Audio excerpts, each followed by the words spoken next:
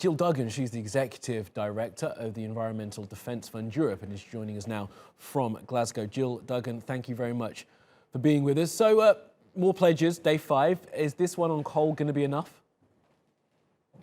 Well, nothing is ever enough, actually, as we've learned that, we can't do this fast enough.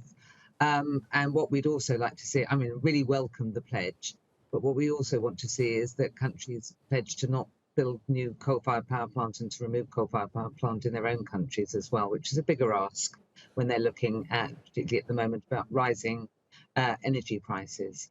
So it's a step in the right direction. It's never enough and it's never fast enough because, as we've seen this year, climate change isn't something in the future anymore. It's something we're experiencing. We've had the floods in China, India, Germany. We've had the heat domes. We've had fires and droughts. So we're not looking at protecting ourselves 20 years hence. It's what's happening now.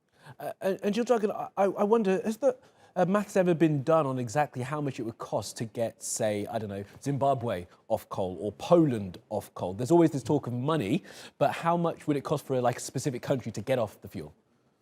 Well, I'm sure that maths has been done, but I don't have it here with me now to be able to tell you that, I'm afraid. So that information will be out there. And of course, it does vary depending on the alternatives available in different countries and what energy needs they have and what their needs are going forward, because for a lot of the world as well, there's not access to energy yet. So it's about how they develop their energy systems in the future.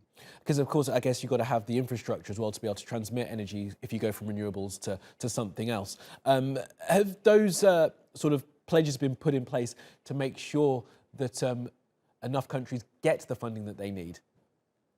Well, I think there's been big advances in talking about the pledges for funding this week, but of course, these aren't exact figures. And one of the things that we should bear in mind is that a lot of the renewable technologies today cost a lot less than we'd anticipated. So if you look at offshore wind or onshore wind and photovoltaic, the cost of these have come down enormously over the last decade, far more than anybody had anticipated.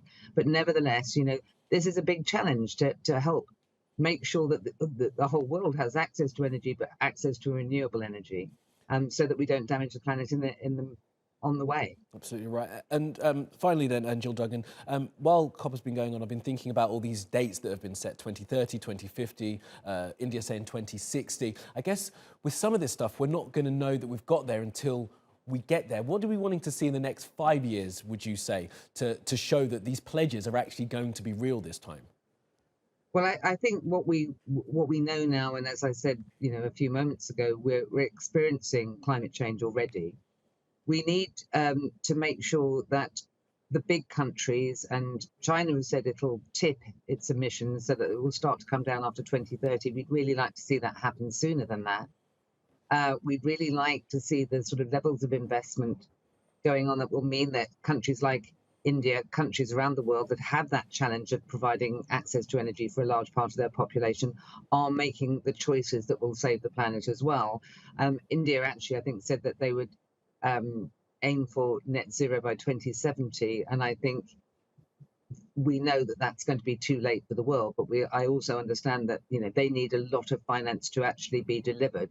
What we've seen in the past is one country sometimes stepping up and saying that they will provide finance, but quite often not living up to those promises. So we really need to see that step change now.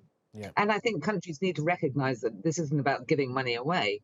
This is, what happens in India affects our climate in Glasgow, where I am at the moment, So this is actually about protecting our own populations and our own futures as well. Absolutely right. There's plenty of money out there. Let's see it keep flowing. Okay, Jill Duggan from the Environmental Defence Fund Europe. Appreciate your time. Thank you so much. Thank you.